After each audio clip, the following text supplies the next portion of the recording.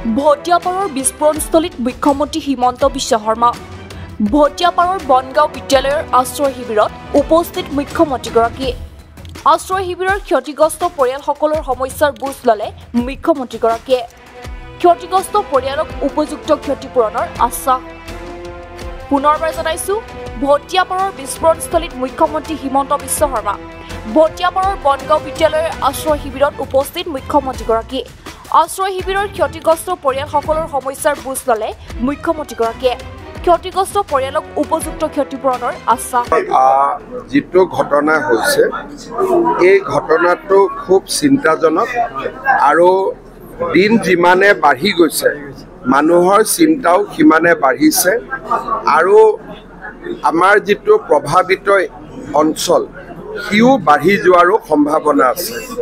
মানুহে ঘৰত যাব পৰা নাই, মূল্যৱান বয় বস্তু ক্ষতি হৈছে, খেতি পথাৰৰ ক্ষতি হৈছে, তেল ওলাইছে।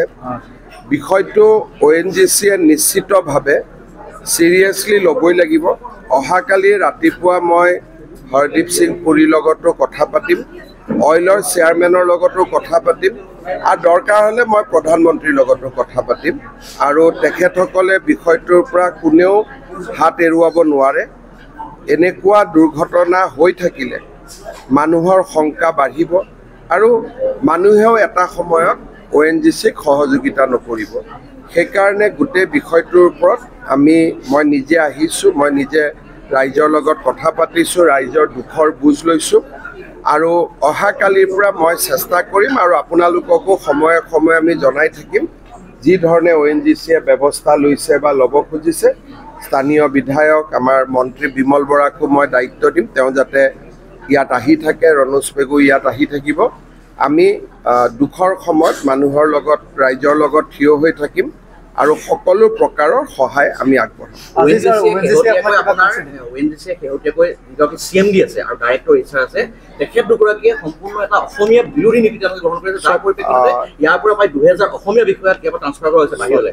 আৰু সেই বিষয়বিলাক আজি যদি আমি প্ৰসংগটো বহলাই লওঁ তেতিয়াহ'লে এই মানুহখিনিৰ ক্ষতি হ'ব। বিষয়টো আজিৰ দিনত আমাৰ আটাইতকৈ ডাঙৰ কথা হ'ল যে গেছ আৰু তেল নিৰ্গমন বন্ধ হ'ব লাগে। এতিয়া যদি এই বিষয়টোৰ লগত আন আনুষংগিক বিষয়বিলাক গোটাই লওঁ তেতিয়াহ'লে এই বিষয়টো পিছ পৰি যাব।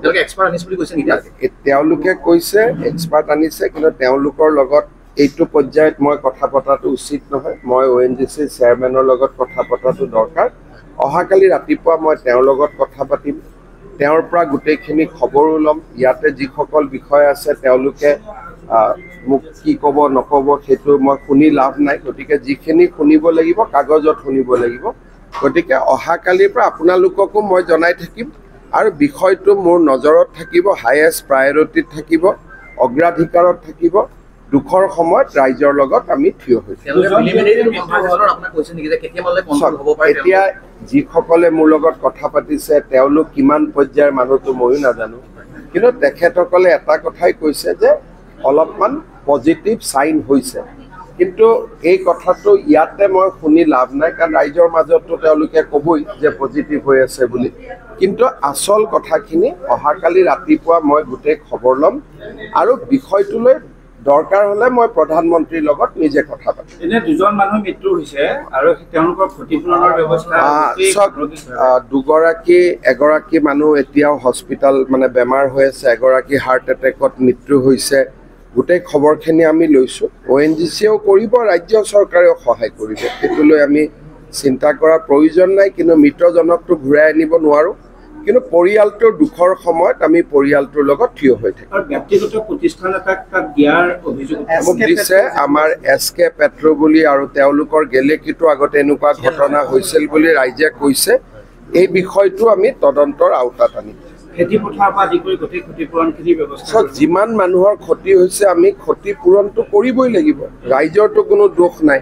গতিকে খেতি পথাৰত কাৰোবাৰ খেতি হৈছে, কাৰোবাৰ ঘৰ অসুবিধাত পৰিছে, কাৰোবাৰ কিতাপ পত্ৰ নোহোৱা হৈছে, কোনোবাৰ পোহনীয়া জন্তুৰ মৃত্যু হৈছে। গতিকে এই 350 পৰিয়ালৰ য'ত যেনেকৈ ক্ষতি হৈছে আমি বহুত ক্ষতিটো পূৰাব নোৱাৰোঁ। কোনোবা মৃত্যু হ'ল তেওঁকতো ঘূৰাই আনিব নোৱাৰোঁ, কিন্তু যিমানখিনি আৰ্থিকভাৱে আমি সহায় কৰিব পাৰিম আমি নিশ্চিতভাৱে কৰিম মই ডিচিৰ লগত কথা পাতিম তেওঁ যদি পৰীক্ষাৰ কিবা ৰিচিডিউলো কৰিব লাগে এই ল'ৰা ছোৱালীখিনিৰ কাৰণে স্পেচিয়েলি পৰীক্ষা পাতিব লাগে কালিৰ পৰা আপোনালোকে গোটেই পৰিৱৰ্তনখিনি দেখা পাব ONGCয়ে বিগত সময়ত তেওঁলোকে মনোবলীভাৱে কাম কৰে আৰু সকলোৱে বিচাৰে যে মুখ্যমন্ত্ৰীৰ হস্তক্ষেপ হ'ব লাগে যাতে ONGCয়ে অনাগত দিনত তেওঁলোকে মনে বিচাৰে এই বিপদটোৰ পৰা ৰক্ষা কৰোঁ তাৰপিছত শিৱসাগৰত আহিলে আপোনালোকৰ লগত ONGCৰ বিষয়ে কথা পাতিম CSR ফাণ্ডটোৰ কথাও আপুনি এবাৰ আজিৰ যিটো সময়ৰ প্ৰত্যাহ্বান এইটো পাৰ কৰি লওঁ কাৰণ মানুহখিনিক দেখিলে মনটো বেয়া লগা হৈ আছে তেওঁলোক খুব কষ্টত আছে এখেতসকলক বিপদটো ৰক্ষা কৰি তাৰ পিছত আমি এবাৰ বহিম